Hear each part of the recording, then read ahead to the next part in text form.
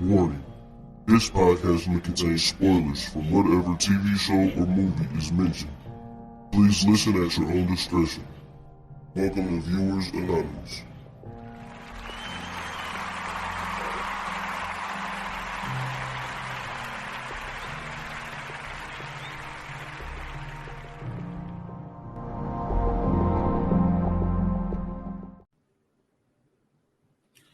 Welcome to another episode of the Viewers Anonymous podcast. I am Schools Bronson.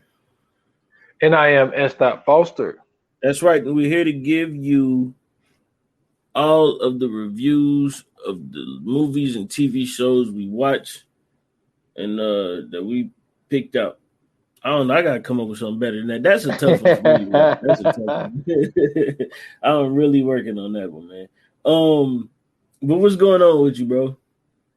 Man, listen, I can't call it just another day of Listen, why the news be lying all the time, yo? Listen, so I don't watch the news, okay? Mm-hmm. But you know what I'm saying? News come on, all right, and they on there talking about, yeah, like it's gonna be a cooler day today. Man, I'm like, all right, cool. It ain't gonna be too bad. Man, I get to work. Man, it's already fucking hot, man. Like, look, man, it's been scorching, man. It's been scorching. But I'm surviving though. I'm surviving down here, man. But I can't really call it, man. I have to steal your thing again, man. Everything's been slow motion, man. That's what I like to hear, man. Man, I just been taking in content, just trying to, come up with new ideas, brainstorm, all the regular shit. Mm-hmm. What's good with you though? Man, everything is like you said, man, slow motion, bro. I really don't have no issues going on right now. Everything is going great. You know what I'm saying? Woke up to some more OnlyFans money today, and you know what I'm saying, enjoying that for right now, and just living life, bro. You know what I mean? Got my I just dropped a new line for my t-shirts on the XLX collection. So you know what I'm saying? I'm excited about that. I put those out there. So anybody who wants to go ahead and get those, that is out now. You can go check my link tree. It's definitely on there.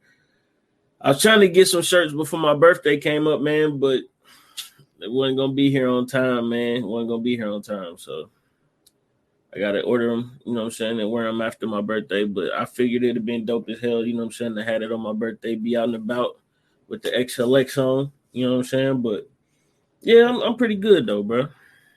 That's good, man. Glad to hear that, man. So, man, yo, I know this ain't the Friday show, so I ain't going to say that. I got some, man, hey, I'm so ready to get my what we watching in. Yeah. I'm so ready, man. I be so excited, man. Especially the one you went to the movie for, is it? I was gonna mention it because I just we can just go ahead and talk about it now because we both seen it.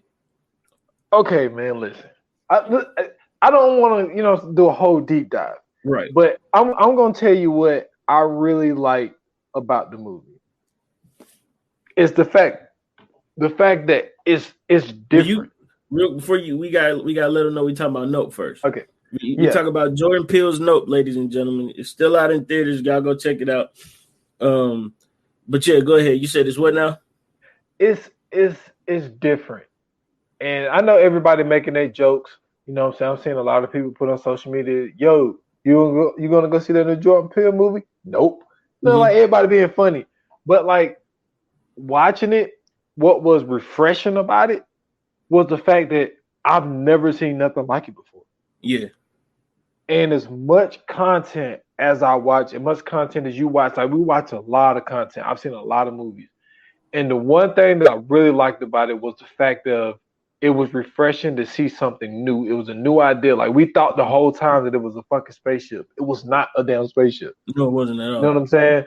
And then another thing I'm hearing people say, well, black people don't live out there and have no ranch, all that stuff. I was like, y'all do know there are black farmers, right? Like It's a bunch of people that live out on ranches and shit like that. Yeah, like it's not just white people who does that. Like Mm-hmm. that was one thing that a lot of people was happy about Obama because he signed a new bill when he was in office that helped black farmers, Mm-hmm. all that type of shit. And it's actually a great money maker to groom horses to be in movies. Yeah. Like that's you can make a lot of money doing that shit. Now on their end, they wasn't making a lot of money, so he had to sell them.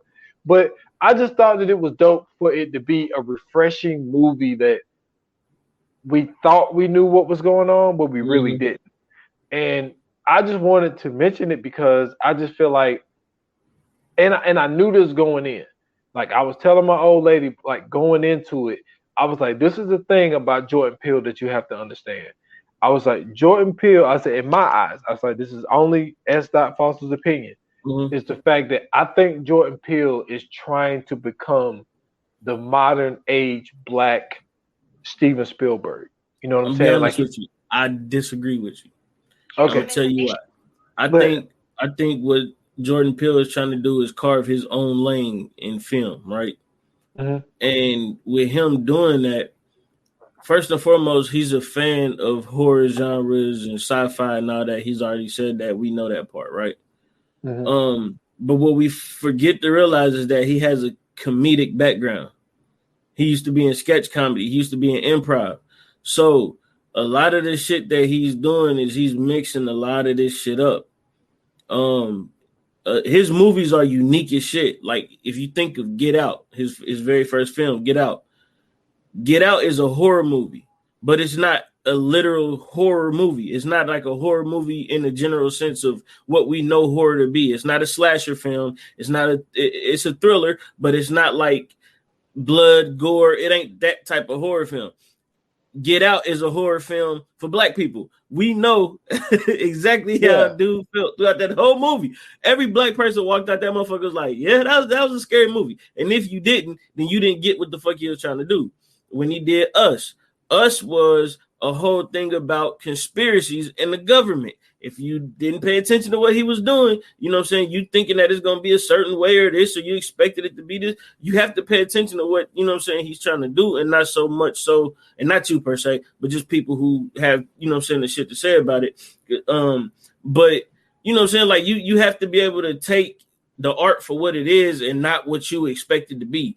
Like, I listened to, shout out to Van Lathan, Charles Holmes, and The Ringer. They got a podcast called The Ringerverse.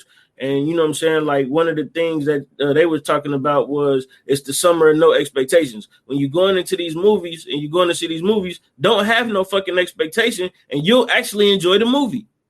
You know what I'm saying? A lot of people bitching and complaining about Black Panther.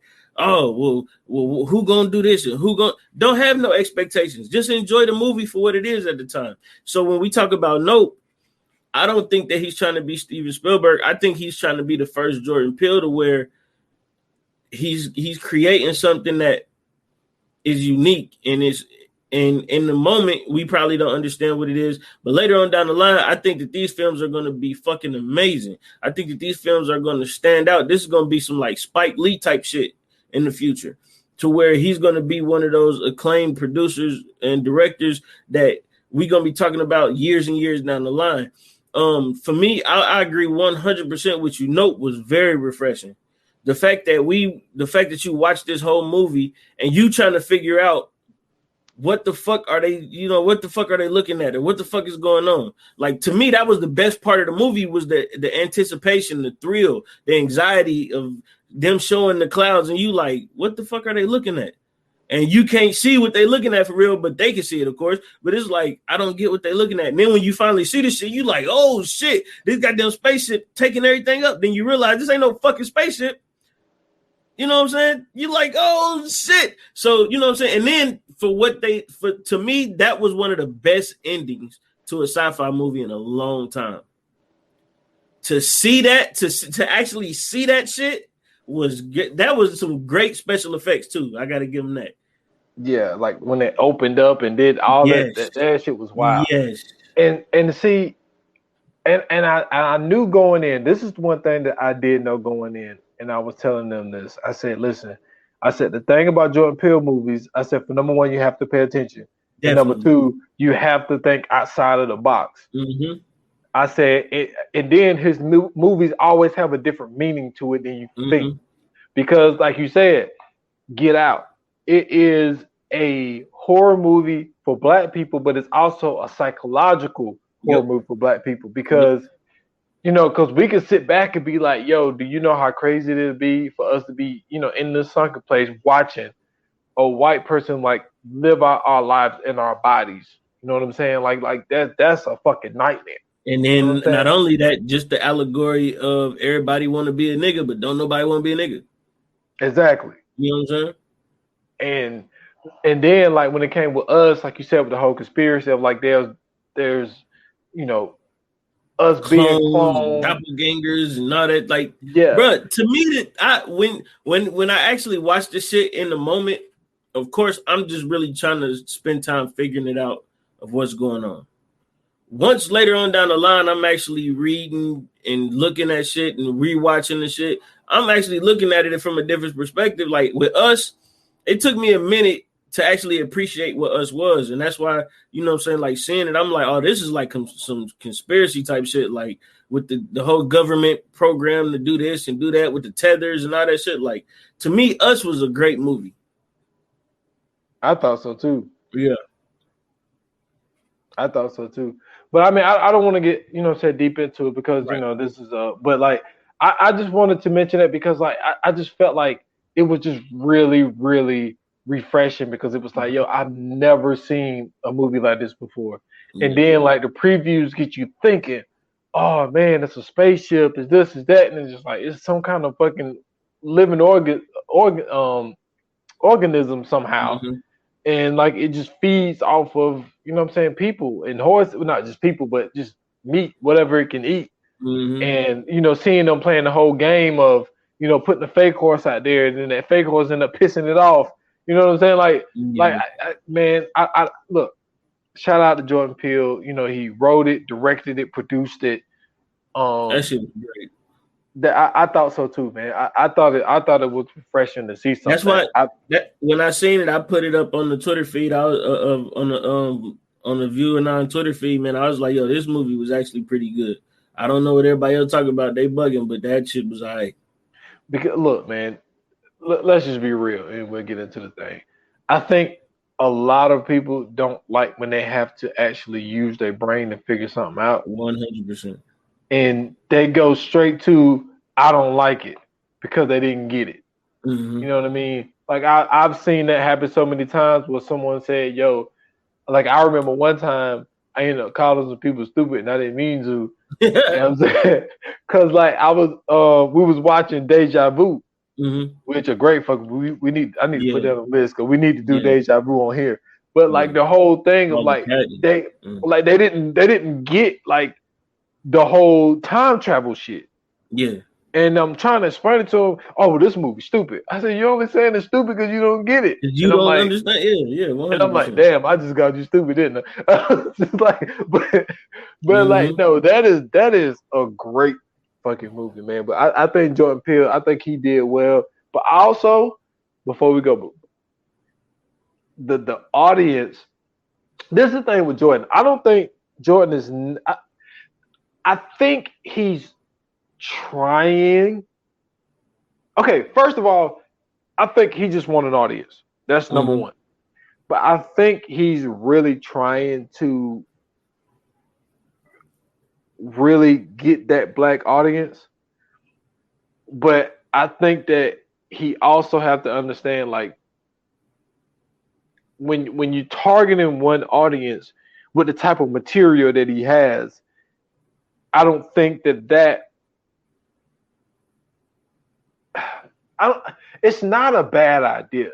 I just think that with him making the attempt to try to get people to start looking at cinema a little differently, but it's just that I think there are going to be some people that are kind of lazy movie watchers. Like, I get it. Like, don't get me wrong. Like, we do this shit because we are entertained and you know what I'm saying, and we want to entertain people to try to get them to watch the shit that we watching. But at the same time, it's like, it's great to be able to watch something and that shit get your brain working.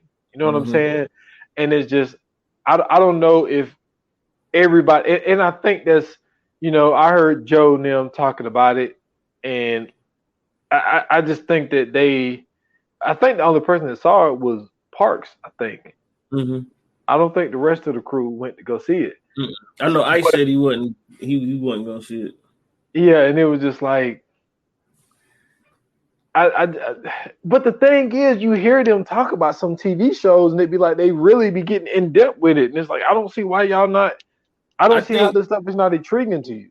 I think what Jordan Peele is doing, like I said, for right now, in the moment, is not going to be understood. I think later on down the line, it's going to be that same appreciation that we gave Spike Lee. I feel like when Spike Lee came out and did what he did, people didn't give it that appreciation that it deserved.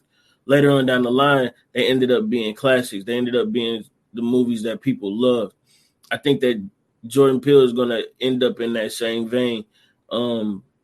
He makes his movies for black people because, of course, he's a black man. The thing about it is that it's not the typical black shit. And I think that's perfect. Like, why can't we have a movie like Nope?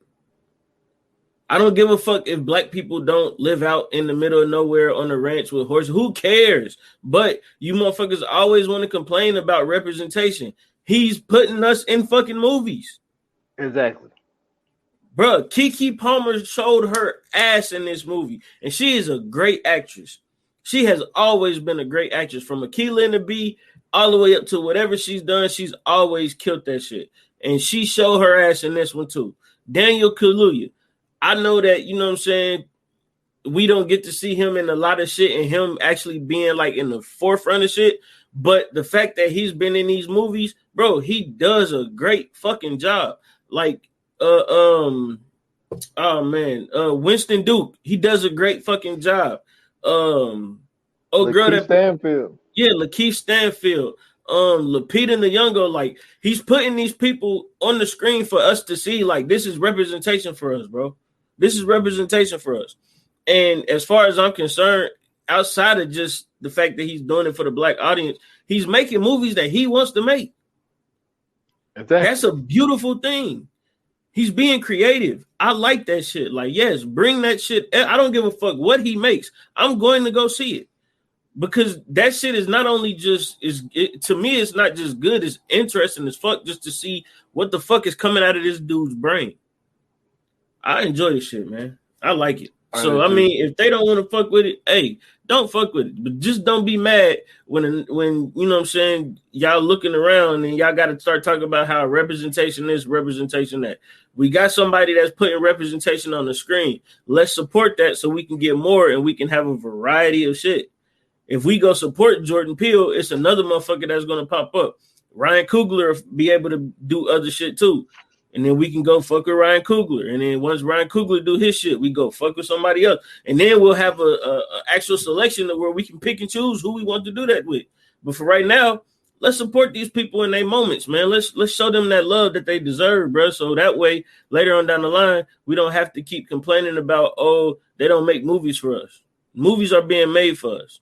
We can't be picky and choosy right now. We got to motherfucking take what we get right now and respect it. And if we going to criticize it, let's properly criticize it. Let's not just say it's stupid because we didn't get it or whatever the case may be. Let's properly criticize it. Let's say we don't like it because of, and give an actual reason from the movie why. You know what I'm saying? Yeah. Let's give them the same fair chance we give everybody else, man. Yeah. And, further down the road, because I think that I'm gonna have to see it again. I'm definitely watching it again.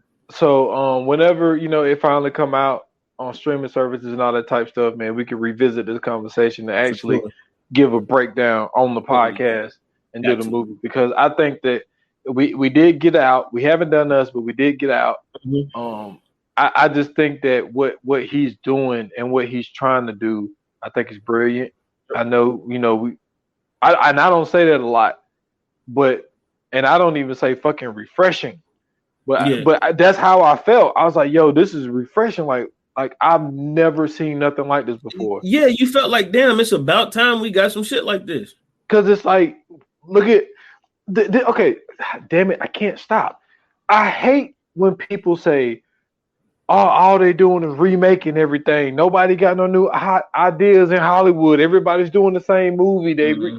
Then we get a brand new movie. I've never seen anything like this before. Hey, man. And people are criticizing it and say that there's no new ideas out there. Exactly. Listen, if they can show love to Cloverfield, they can show love to Nope. And Cloverfield is one of my favorite movies. I love that fucking movie. But if they can show love to Cloverfield, they can show love to Nope. Because we only got that last little few seconds at the end of Cloverfield to see what the fuck was going on and what the fuck it was that was causing all the bullshit. Yeah. The whole time we watched the motherfuckers run around with a handy camera and we just heard noises. So finally, when we get the black version of that, y'all want to complain about it. Fuck that. Yeah. I had to get that last point off. For sure. Because you just hear so many people say all they doing is remaking shit and they have no new ideas. And then when somebody give us a new idea, you criticize it before you even seen it. Mm-hmm. That's what exactly. But so, man, what we watch? Damn. It wasn't me this time. Y'all. So look, now that we off the soapbox, man, let's get into the feature presentation, man. Listen, we got a beautiful, beautiful doc here. It was released this year, July 6th. And when I tell you this is one of those things, man, that I not only watched the documentary, I actually went to go listen to the podcast that got released about this by Netflix as well. This is out on Netflix. It's called The Girl in the Picture. It is a Netflix original. They also have a podcast about it, so go check that out if you guys listen to well, I know you listen to podcasts because you listen to this, duh. But you know what I'm saying? Go check that out. It kind of, once you watch the doc, go listen to the pod. Basically, that's what I'm trying to say. But man, listen. First instincts watching this, bro. What did you think? Well, going into it, it was not even what I thought it was. like I'm sitting here thinking, like watching the trailer for it. Mm-hmm. It's kind of like, all right, there's this girl, she gets murdered and. You know, this guy got her and all this type of stuff. So it's like I'm not really understanding. And so it's like, all right, so let me watch this shit. So I'm watching it. And then it's like, come to find out, like, it's like a layer gets taken off. Like every 20 minutes, like a new layer get peeled back. And you're like, what the fuck? Because it's like, this is his daughter. And then some shit happens. They do a DNA test. It's his stepdaughter. It ain't even his. I'm like, like what the fuck? Then it's like the girl dies, and it's like, well, this girl dies, and then it's like, that's not even her name. Nope. And it's like, okay, and then it's like, because I'm sitting here thinking, okay, my brain goes immediately to, all right, all y'all gotta do is take this girl name and be like, go to the parents of like, didn't y'all have a missing daughter when she was 4? Nobody reported this girl missing. You know what I'm saying? And it's like, but then you kind of find out they ain't even her fucking name. And you're like, how the hell is this 4-year-old girl? It's just been with this guy. And then you find out he's been on a run. And it's like, dude, I can't even shut up. It's like, what? I'm sitting here like, what the fuck is going on? I'm like, what is? Hey, listen, this is one of the greatest documentaries I've watched in a long time, and I'm gonna tell you what made it even better. Just listening to the pod about the shit, bro. Okay, so listen, for the people who don't know, The Girl in the Picture, right, is a documentary about this young lady. Her real name is Susan Servakis. She ends up at a young age being kidnapped by Franklin Floyd. And basically, Franklin Floyd was on the run. He ended up basically kidnapping her, changing their names, changing their identities, and everything else. As she got older, he basically was going from state to state to state to state, and he was trafficking her. Not only was he trafficking her, he basically had her in like Stockholm syndrome, and he ended up impregnating her. They ended up having multiple children. And then in the midst of all of that, he ended up killing her and killing his son. And I'm sorry, killing one of the kids because I don't think Michael was his son. But he ended up killing one of the kids and then ended up locked up, and then he ended up getting out, and then I believe he ended up getting locked up again, or he ended up dying.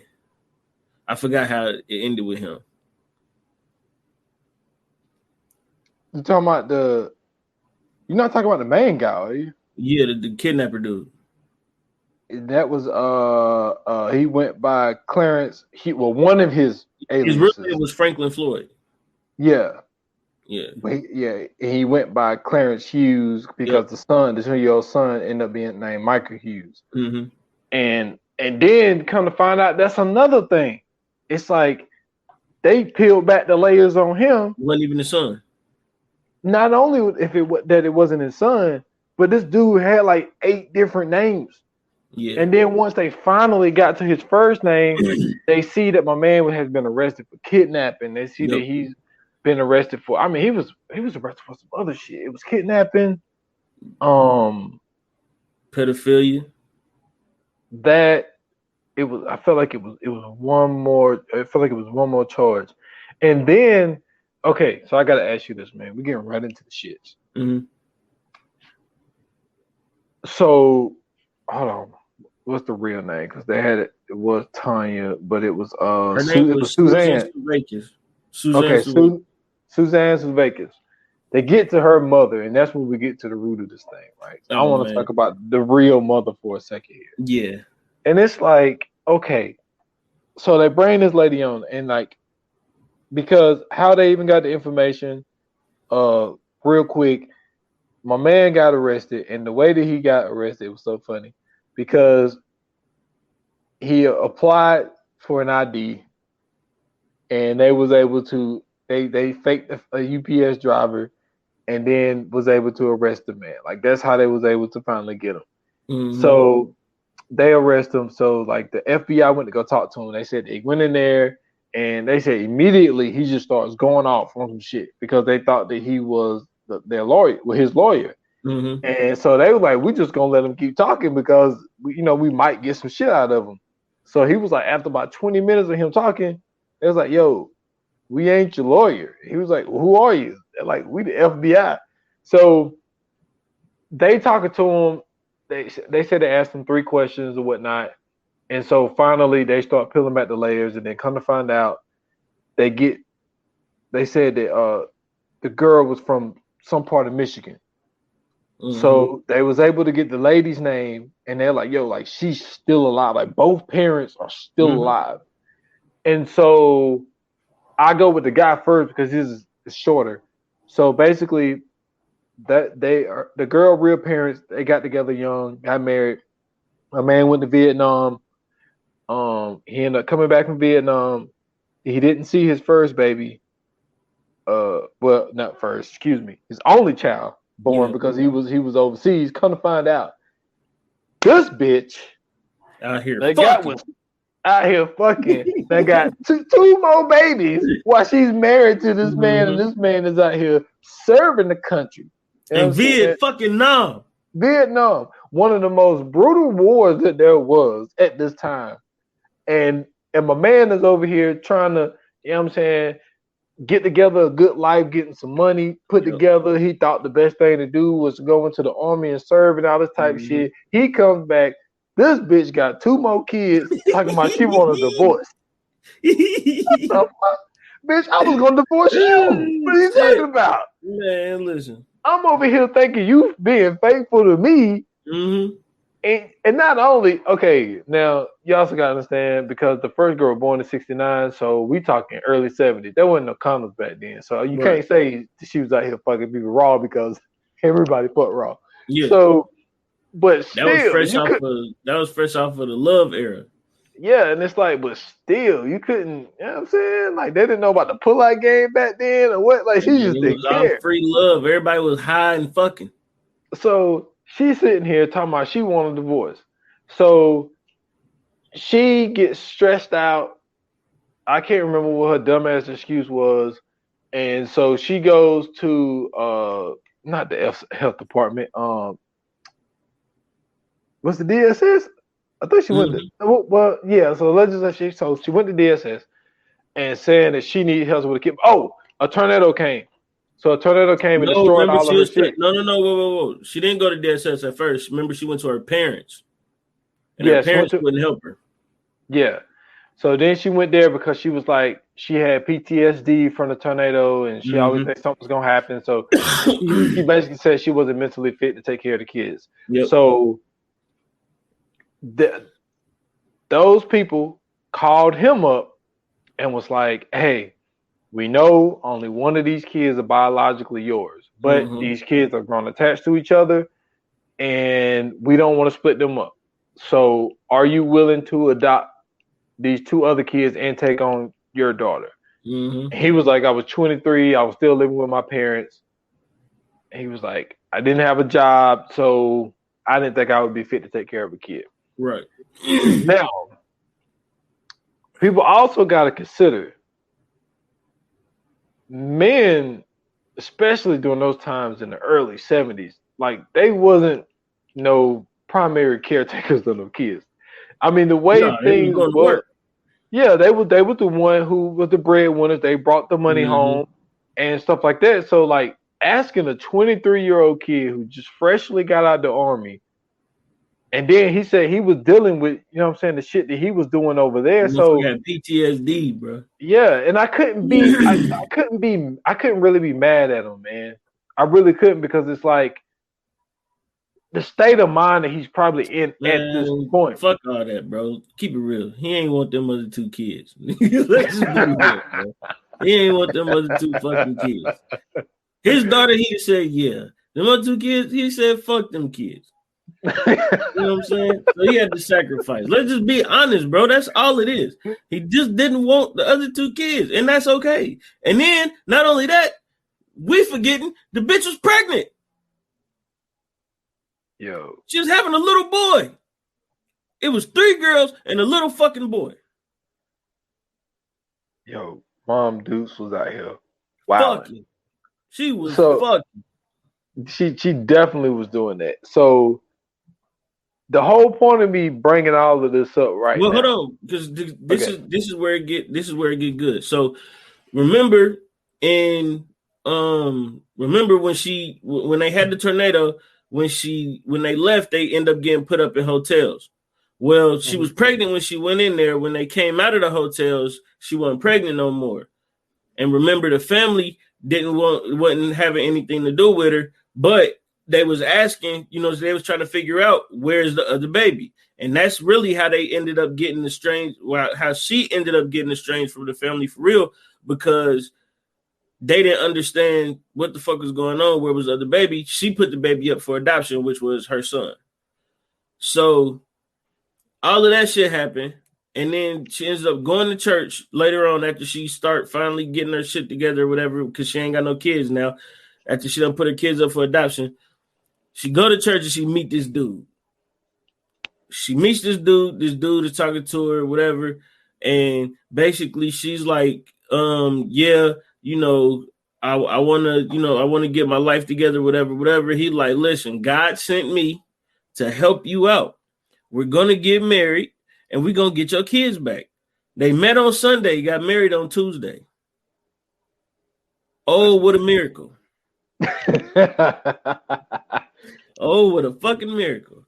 So in the midst of all this happening, he helps her get the kids back or whatever. He's working, he's doing everything, he's basically helping her raise the kids and everything else. And she has to go, she said that in the midst of everything, happening, when everything was good, she didn't have to work and all this other shit. So finally shit started hitting where, he wasn't making as much money as he should. So she had to start going to work. So finally, when she went to work, she had to go to a job that was out of state. So I think she was talking to her neighbors or something like that. And, the neighbors was keeping the kids and she didn't know anything. So the neighbors had called her and told her. And she was like, well, oh, no, that's what happened. So Franklin went to go cash a check or some shit like that. And I guess the check was like a false check. It was like fraud or some shit. Yeah, she went to jail for check fraud. He went to jail for check fraud. No, she went to jail. Oh, that's right. That's why she was out of state. That's right. That's why she was out of state. So yeah, she ended up, when she got out, she went to looking for him and they was gone. So he had the kids. In the midst of him having the kids, he took the oldest, who was Suzanne, and took her and got the fuck up out of there. Left the other 2 kids behind because apparently didn't nobody want them other 2 kids. Well, he dropped them off at the orphanage. That's what I'm saying. But then nobody want them other 2 kids. Now that's the real. This is the real story, really, that we're not talking about. Is what the fuck is wrong with these 2 other little girls that don't nobody want nothing to do with. You dirty. Because listen, man. I'm just being honest. I was thinking about that shit the whole time. I'm like, why the fuck do these other 2 little girls keep getting left in the fucking dust? The one dad didn't want them. This nigga didn't want them. What was wrong with these 2 little girls? And then the real dad. Where's the real dad? What the fuck is he? You know what I'm saying? So you know what I'm saying? The mama locked up. They lived a horrible life. This is what the story should have been about. So you know what I'm saying? The son, he off somewhere living his life. We don't know nothing about that dude. At least not yet. So this motherfucker takes this little girl across state lines, go do all this stuff to her, and basically this nigga is fucking molesting this little girl. Not only is he molesting this little girl, he's bringing his quote unquote friends over to molest this little girl. That is nuts, dude. This shit is fucking crazy. So basically, when they was asking her, like, well, you know what I'm saying? Did you go talk to the cops or whatever? Now, this is the part I don't believe. She said she went to the cops. And because they were married and because that was her stepdad, basically the cops said there was nothing that they can do. And they're sure that she didn't get kidnapped. They'll be back. To me, that sounds like a weak-ass excuse to the fact that your ass got locked up and you found another reason not to have your fucking kids. Even though you went to go get the other 2 back finally. Yeah, because when they talked to the other dancer, her situation was similar to that. And she said her mom spent all of her resources. She said her mom was going in. And she got took to Mexico. Yeah, and they found her. So so it's like I felt like she was very nonchalant about finding her kids, and maybe you heard it on the podcast. I didn't get a chance to listen to it. Mm-hmm. But did they ever say if she went to get her 2 kids from that orphanage? Yeah, no, she went to go get her other 2 back. Okay. She went to go get the other 2 back. Never went to go get the son though. The son was off living his life. He ain't know nothing about this shit. He don't know nothing about this shit. Because they actually talked to him on the pod. So he don't even know shit about what's going on. Like when they start doing this documentary, that's when he found out everything that was going on. He didn't even know he had a different mother. Yo, that's wow. You feel what I'm saying? So all of that shit was happening. So anyway, Franklin changes the identity of him and Suzanne. And then he changed his name to Clarence, and her name was Tanya. No, Tanya was the second name. Them the second names. What was their names when they was in Atlanta? Or not Atlanta, when they was in Georgia?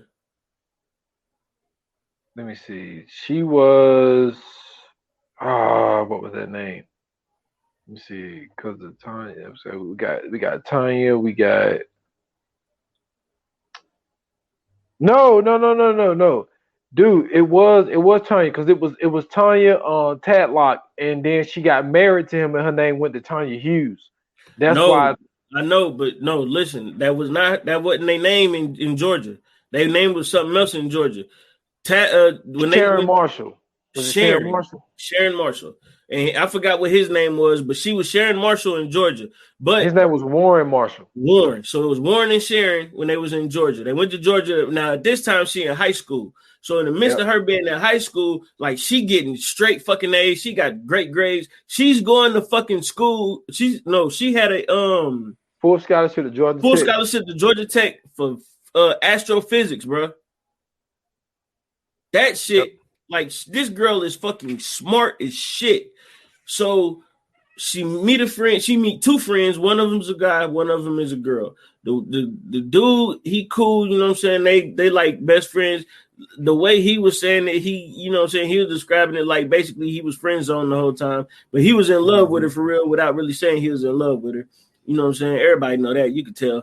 But her other friend, you know what I'm saying, had came to spend the night one night.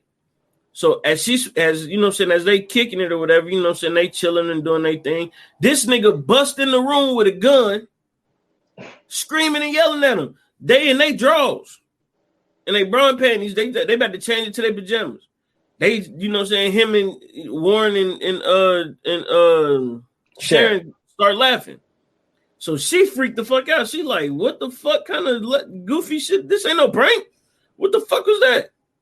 So they finally, you know what I'm saying, get their shit on. You know what I'm saying? They going to sleep, laying down. This nigga come back in the room with the gun. Tell the girl, hey, put the pillow over your head real quick. So you know she like, all right. Next thing you know, he get the fucking on Sharon.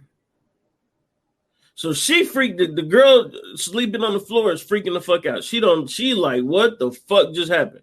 So she wake up, Sharon trying to comfort her. She like, you know, that's just what he does. You know, don't feel no way about it. Don't worry about it. So, you know what I'm saying? She go home and, you know, she freaked the fuck out.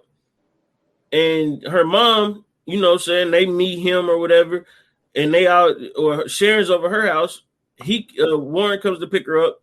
And this nigga, like, you know what I'm saying, talking to her mom all kind of crazy and shit. So her mom, you know, when Sharon leave, her mom like, hey, I don't want you around him no more. Leave that motherfucker alone. I don't want you around him.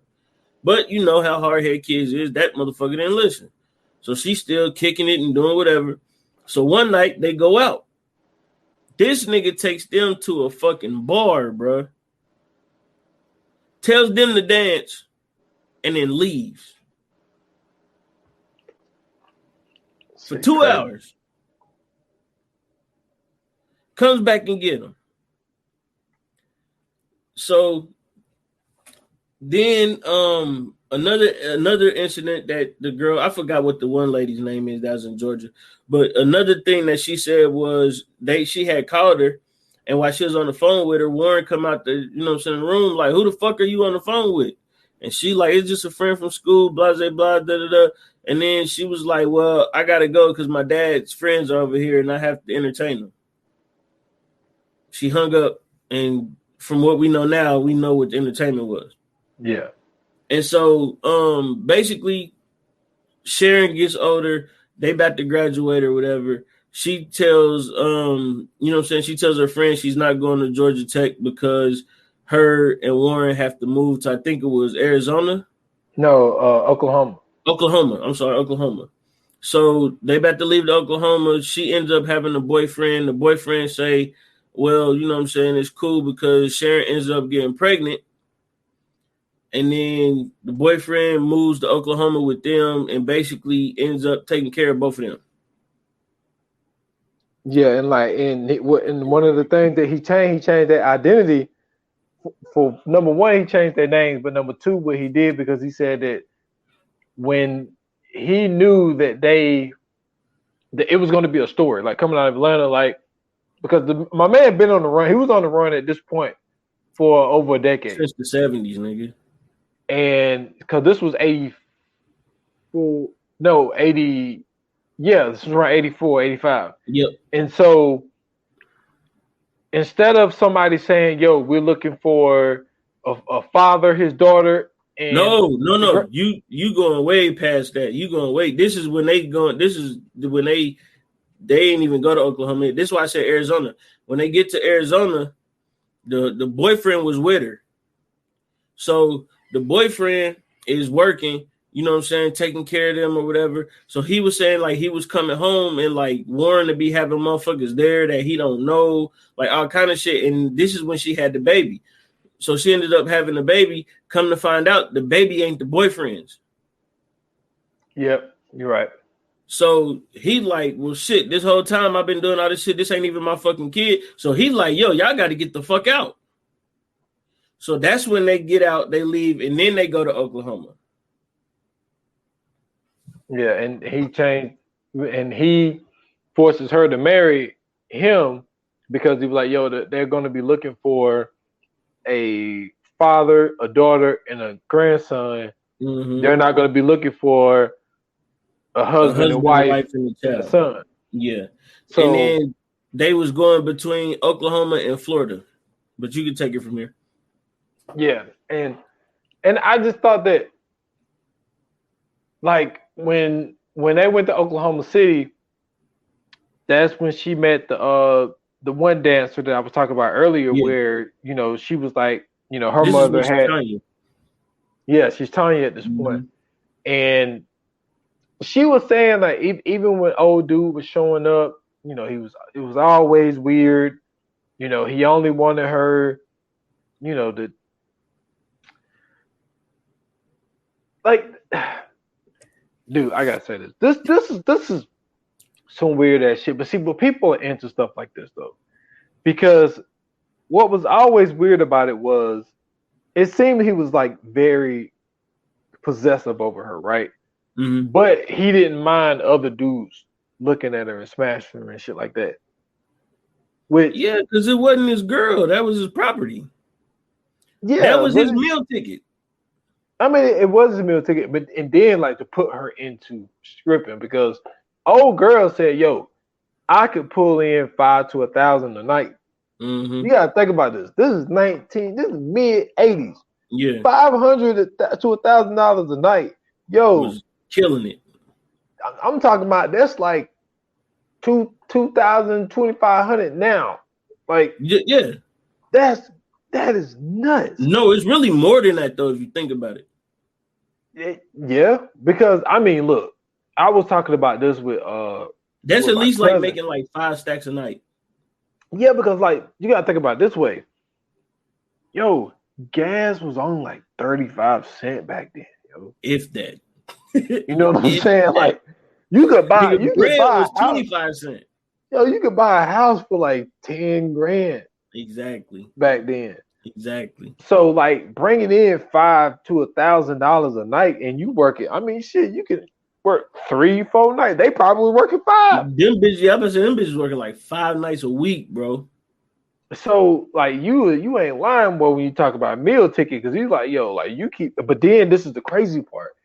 Old girl said, yo, he would come in and go looking for Tanya, and Tanya would be by the bathroom asking.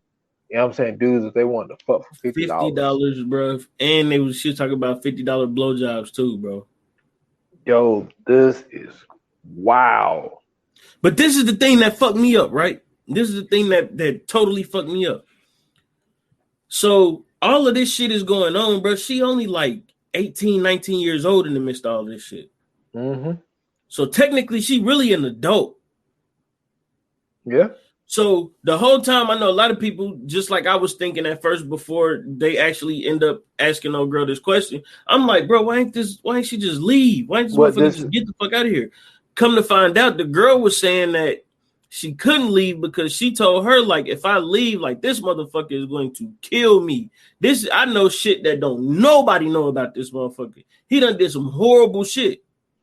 But not only that, the one thing that he kept doing, and everybody noticed, he kept Michael all of the time. Yep. And she was not leaving without Michael. Yep. And that was the thing that really fucked it up for her, because like while she's at the club, you think there ain't no dude at the club that she could just say something to and they just grab her, and you know what I mean? But she knew I don't want to leave Michael behind.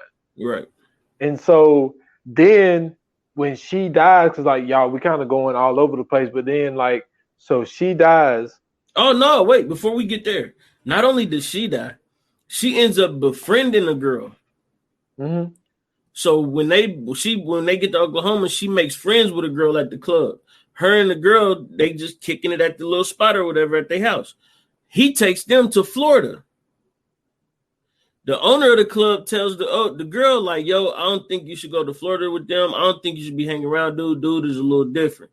So the girl don't listen. They go there or whatever. Next thing you know, she was supposed to be getting on the flight to go back to Oklahoma. She never show up. Oh, that's right. I forgot about that girl. She never show up. So they come back. They asking your world girl that he like shit. She left us. And then this nigga left her car at the airport, bro. Left her car at the airport, and then they find my girl on the side of was it 275? Mm-hmm. On the side of the interstate, on Interstate 275. They Fucked find up, my girl random. body. And then she ends up becoming a cold case because they don't have they don't have anything. They're like, we just found this girl. And then come to find out, they was able to, because my man got charged with kidnapping. Mm-hmm. But once he was in there and started talking, they was able to tie him into the girl that was on the side of the road of 275. Yeah. So that's how that whole thing happened. But the crazy shit about that though, right, is he was trying to get them in a porn, bro. Yeah, he had kitty porn. He had it wasn't kid. Nah, they was adults at this time. I know, yeah, that they did. Know what I'm saying? They was adults. He had a video of them on the beach, topless, like butt ass naked, and he was showing the girl that ran the club. Yeah, that shit. I was talking about. Brother, this motherfucker was crazy. This nigga had a boat. Did they say anything about the boat in the doc? Because I don't remember this. No, I was gonna mention what he had under the car when he got arrested. Hold on, real quick, because this is important. So this motherfucker, he finds a way to finagle a boat, right? Mm-hmm. So he telling everybody from the strip club, yo, whenever y'all want to kick it, you know what I'm saying, y'all can, you know what I'm saying, get with Tanya. We got a boat. So they getting out on the boat, but when they get out on the boat, like this nigga showing his true colors. So he telling, basically when they get on the boat, he telling them like, yo, y'all do what the fuck I say when I say it. So once the trail get hot, when they end up going back to this is when they in Florida, because she work at a strip club in Florida too. Mm-hmm. Before they get back to Oklahoma, this nigga does insurance fraud on the boat, gets the money, then that's when they go back to Oklahoma. That's when he killed the girl, fucked up the boat, left her girl car, and then they go back to Oklahoma. Yeah, like, because what I was talking about with the kitty porn thing was when he got arrested, when they did the UPS delivery thing. Mm-hmm. When they went to his car, they found an envelope under the car. That wasn't his car. So, but it was pictures of old girl. I mean, yeah, it wasn't his car. Yeah, but you know whose car it was? Nah. Okay. I don't think they said it. That's why I said you gotta listen to the pod, because the pod tell you a whole bunch of shit. So everything that's in the doc that they missed out, the pod is 1,000 times better, bro. So listen. Okay. So now remember he was on the run, right? Mm-hmm. Well, when she had died, Michael had got put up for adoption. Yep. He had ended up getting locked up, so they had to put Michael up for adoption. Well, when Michael got put up for adoption or whatever, he was getting visits. They was allowing Michael to come see him. That's when he found out Michael was not his son. Yeah, and they cut it off. They cut it off. Well, he was writing letters to the motherfuckers that was the adoptive parents, the foster parents. He was writing letters to them and telling them, I'm getting my son back. This motherfucker gets out, bro. He finds out where these motherfuckers live. Not only does he find out where they live, he is casing their fucking house. Now, they got like 3 or 4 other kids. No, they had 2 or 3 other kids that lived with them. They had like 3 or 4 in total. Well, this nigga is riding around, and the lady, when the lady's coming home, he rides past her and looks at her and then, drives off. So she like, this motherfucker look familiar. That's suspicious as fuck. Well, this nigga goes to Michael's school. Yep. Walks into the school with a gun, tells the principal, I need you to go get my son. He like, I don't know what you're talking about. My son is Michael Hughes. I need my son. The principal he follows the principal to the classroom, gets Michael out the classroom. They leave. He takes the principal with him, tells the principal, take us to your car. Gets in the principal's car. They drive off. He takes the principal out in the woods and handcuffs this motherfucker to a tree. Yep. And leaves him there. drives off, takes this man's car. Yep. And that was the principal's truck that they got that they found. Yep. And he put those pictures up on there because they found a picture of, her original name is Suzanne. Found pictures of her when she was like 4 years old, like butt naked and stuff, and it was some other girls in there too, and that's how they tied him to the 275 girl, because they found a picture of her as well, and that's how they was able to charge him for murder. Like, man, this shit is so crazy, man, to sit back and just think that there was a person, you know what I'm saying, that was a fugitive for almost 2 decades. Literally. Because I think it ended up being a total of 17 years. Under the radar, bro. Under the radar, man, with a child. And that's what I'm saying. If that lady would have been on TV, CNN, all that type shit, my daughter Suzanne has been missed. Well, put it this way, she could at least said, the man that I married, we're not together, but he took my daughter, and I have not seen my daughter in this amount of time. Well, if she would have just went there and said, "Hey, I think my husband took my daughter. I came, you know what I'm saying? I got arrested for check fraud, Like, I didn't cash no check, everything. Like, she had a whole story to go find this dude. Yep. Like, she had everything she needed to go find this dude to go get her daughter back. She never once seemed like when they was interviewing her, she never seemed like she was trying to get her back at all. She wasn't. But we also got to get into, so Suzanne had a daughter first. Yep. Gave her up for adoption, which is Megan. So then she had Michael. And then she got pregnant again and had another boy. Put him up for adoption too. And then the crazy part was when they talked to Megan, and what was cool about Megan's mom was the fact of she told her right off the rip, like, you are adopted, all this type of stuff. So when she got older, she was like, she wanted to do a DNA test. And then she does the DNA test, and then come to find out, they was able to, I can't remember how, but they was able to tie her into Suzanne. And then that's when she started. No, they ended up finding out because I'm about to call this nigga Florence. Franklin told them everything. Yeah. At this point, that's when he told them everything. And that was just crazy for her to find out, I'm looking for family. Come to find out, my mom was murdered. Michael, my one brother, he's murdered, and I got another brother. And the only person that she could see is her grandfather. Yeah.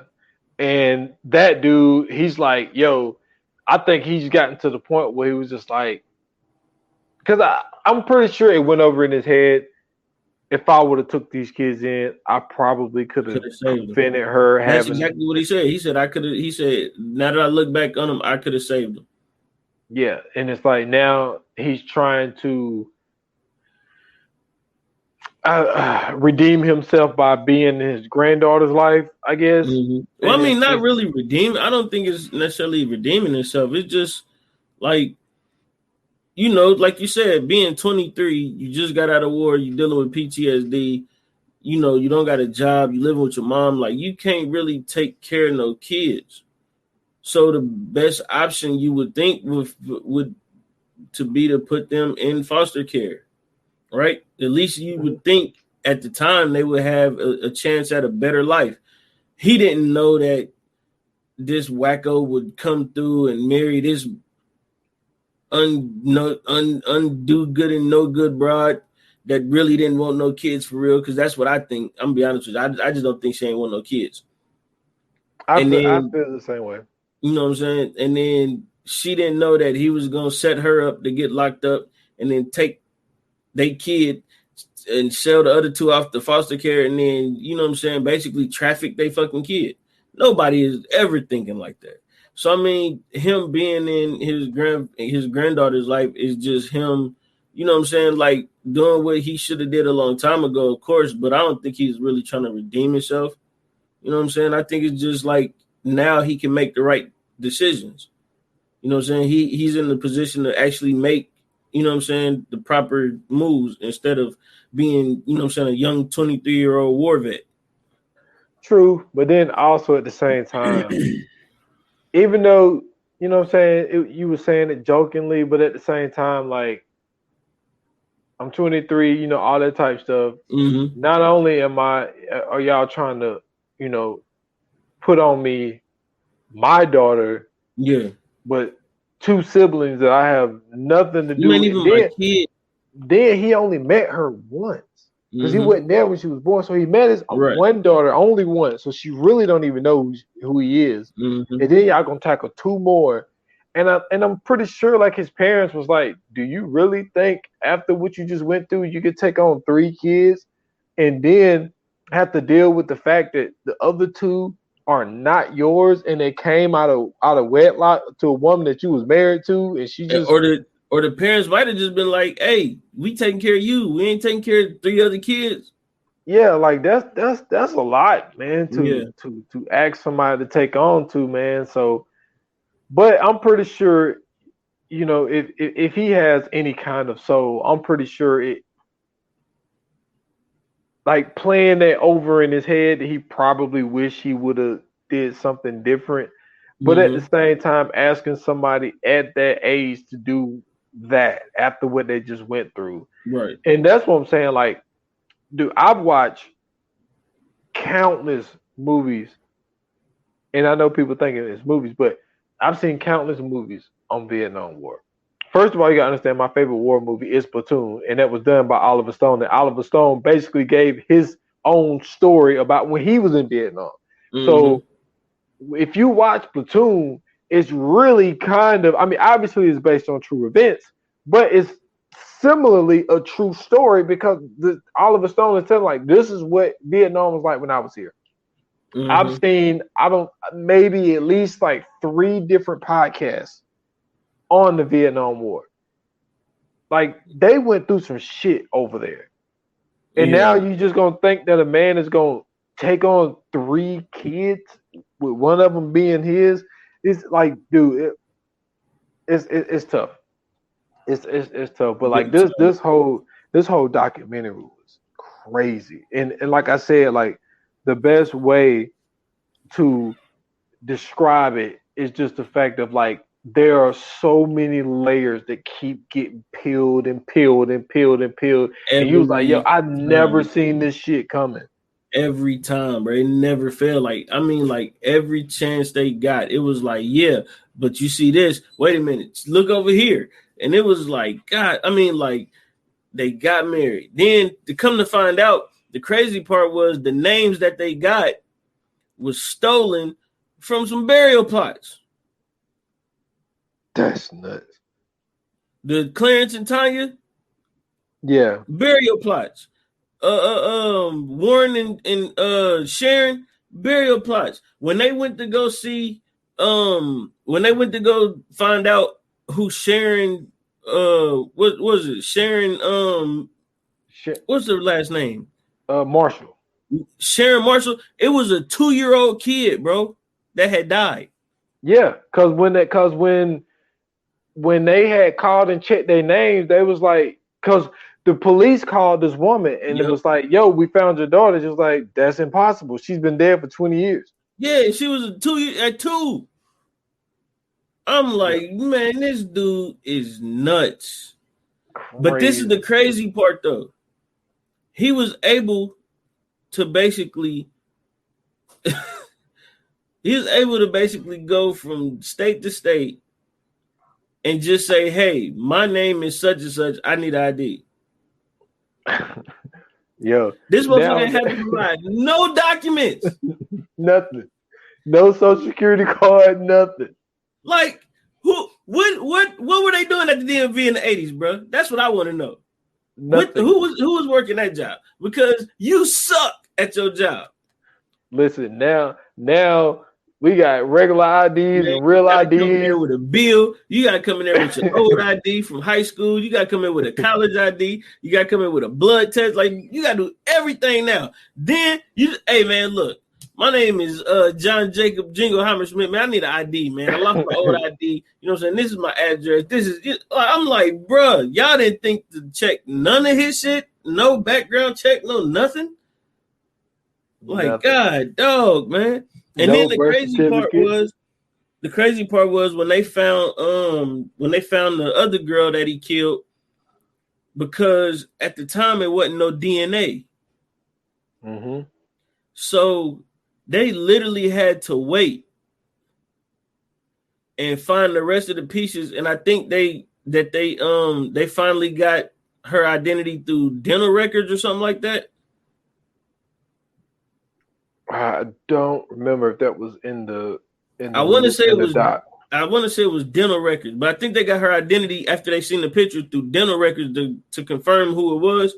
But I'm like, bruh. Then the crazy part was the way that they found the pictures was the fucking truck was being auctioned off. And something happened to the truck. Dude look under the truck and see this shit up under there. I'm like, man, this shit is crazy. All I gotta say is this, man.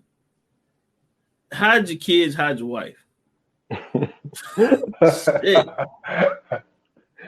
Yo, I'm Good telling you, gracious, bro. This shit is crazy. Like, man, to think though, like, you know what I'm saying? You chilling, cops bust in, lock you up, you get out, all your kids gone, and your significant other is gone. You don't know where they at. You don't know what's going on. Then your neighbor like, yeah, they dipped out a couple weeks ago. Like a couple weeks ago, what? Yeah, they just up and left. We ain't know if y'all still even living there. Man, listen, as much as that dude was an asshole and a dirtbag and all that shit, the original mom is a dirtbag too. Yo, man. I think she was complicit in that whole shit. I'm not gonna lie to you. She was a fucking dirtbag. I think for whatever it was, she was mad at that dad. I think his name was Cliff or whatever his name is. She was mad at him originally. And being mad at him, she was like, hey, whatever he decided to do to her, he just decided to do to her. Fuck her. I'm telling you, I really think she didn't want the kid. And then the crazy part is when they interviewed her brother, when they interviewed Suzanne's brother, he was like, yeah, I didn't even know I had I didn't even know I had a different family. He living in Maryland. He off in Maryland. He don't know shit about what's going on. He didn't even know he was adopted. That's wild. Man, shit was crazy, bro. That shit was super crazy. Fire Flames, man. Fire Flames, man. What did you think of this doc? Obviously, there's a lot more information to be given that they didn't give on there. I don't know if it was a time constraint type of thing. Ended up being an hour 42. But I mean, even with the information that you would get from it, is very like there's a lot there, and there's still a lot to unpack.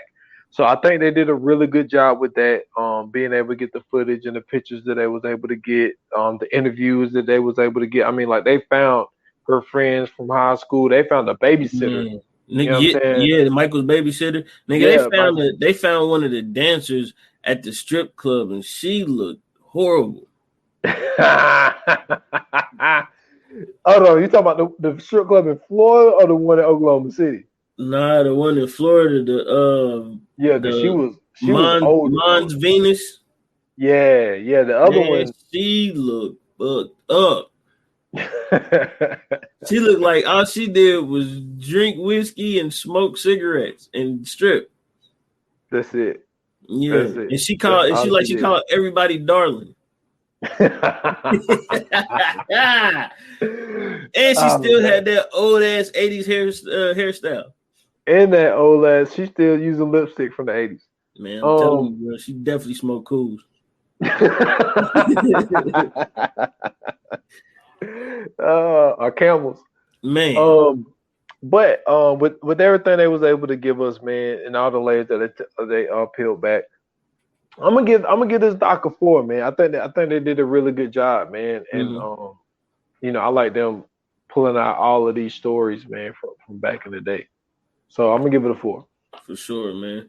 So man, listen, because Netflix did such a great job, not just with this documentary, but also turning this documentary into a great 5-part podcast and giving just a tad bit more information and breaking down the story just a little bit more, I'm going 5. This was one of the best documentaries I've seen in a long time. Ooh. When I tell you that this was one of them ones where, you know how you got the lazy boy recliner, you sitting back, you watching it, you just kicking back. You may or may not be paying attention. I was on the edge of my seat throughout this whole 1 hour and 49 minutes, man. The whole time. I was amazed at just how elusive this dude was. Not only that, I was also amazed at how just deceiving people can be and how trusting some people can be as well. You know what I'm saying? Like, just the fact that throughout this girl's whole life, right, she was going through this. And then the one friend, I think her name was Jenny. It was either Jenny or Sherry. I forgot which one it was. But the one that had spent the night with, I think it was Jenny that spent the night. But basically, she never told anybody what happened that night when she spent the night. She had never told anybody what happened. That was her first time saying anything that night. If she would have said something a long time ago, and I don't want to paint her out to be, you know what I'm saying, like, you know what I'm saying, in the wrong, because she was a kid at the time too. So you can't really put too much pressure on her. But she even said it herself. She said she felt like every day she should have said something. But if she would have said just anything, because I think her mom was a cop. So like just even saying something, that shit would have, you know what I'm saying, like that could have probably made some type of difference. I feel you. But then like you gotta understand, like even her mom was like, well, first of all, her mom told her not to tell her dad because her dad didn't like him because the first time he met them, he asked for a loan. Begging for some money from people that you don't even know. Yeah, and then it popped up in their house. Yeah, nuts. Man. So yeah, like for sure, it was crazy, man. But I'm definitely giving this joint a 5, man. I enjoyed it. Y'all go check it out. I'm sure y'all will enjoy it too, especially if you like crime docs. That was one of the best ones I've seen in a long time. Next episode, man. August 5th, my birthday. That's right, turning the big 34. We're doing Alpha Dog. I'm ready for this one. Yeah, man. I'm ready for this one, man. This is an underrated movie. This is another based on a true story movie that we're doing Justin Timberlake and Justin Timberlake. I can't never say that one dude's name. He was the one dude for Star Trek. Who was in there? Pine, it was the other Amanda Seyfried. She's in this joint. Yep. My man from Animal Kingdom. I'm watching him right now. I think it's Sean Hasty. He's in it. My man from The Faculty that was the quarterback. Mm-hmm. He's in this. Okay. But I haven't seen it in a while, man. It's gonna be good going back and watching it because Bruce Willis is in this joint. Oh shit! I ain't seen this shit in forever. Yeah, it's been a while. It's been a while since I've seen it. I think it's an interesting movie to do because Ben Foster, he's in this joint. Mm-hmm. But it's an interesting movie to do because, you know, I really fuck with true stories. And then what I'm saying, we can, get into, the time that people end up getting and then just of the stories that was recalled, because I will say this before we go. The story that was given about the things that he was able to do while he was kidnapped.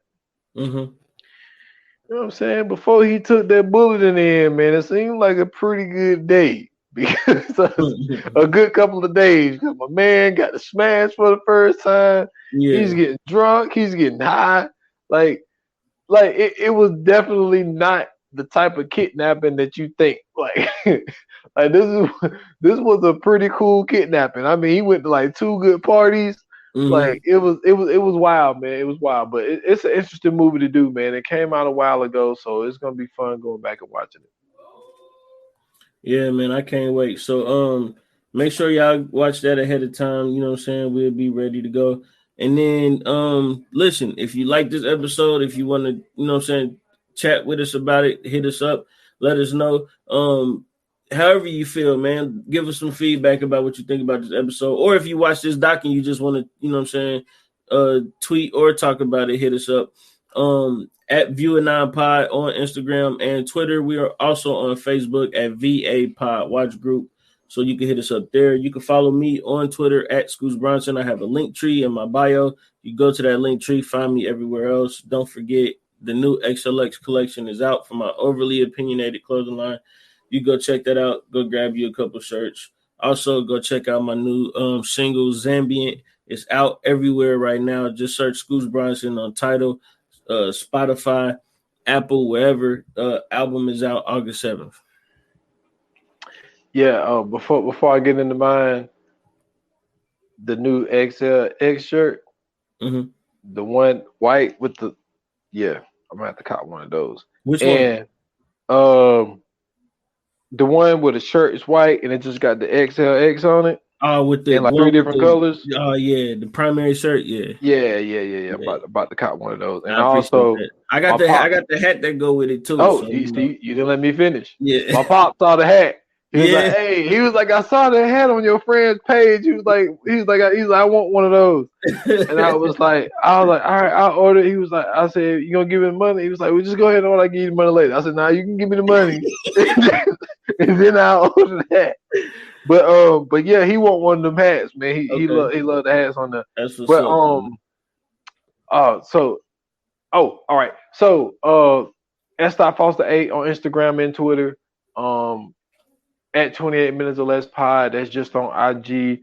I took a week off, but I'm coming back with something special the next time y'all hear 28 minutes or less. But if you have not heard the last episode I put out, episode 95, which was the Drake episode. Great episode, by the way. So Appreciate it. I know I told you I had some things, you know what I'm saying, to chat with you about, but listening to the rest of it, no, I don't. Yeah. Oh man, so when we break this off, you gotta let me know what you're talking about, because I don't know if that's good or bad. No, it's great. It's great. Oh, okay, you okay. Thing, bro. So go check out that. So the next episode is gonna be a good one. So be on the lookout for that one. I think. Well, we'll do all that later. But yeah. So go check out 28 minutes or less on all major platforms. Mm-hmm. Also, man, listen. We are back. The 4-3 pod is coming back right before the beginning of football season. So y'all make sure y'all keep ears and eyes out for that.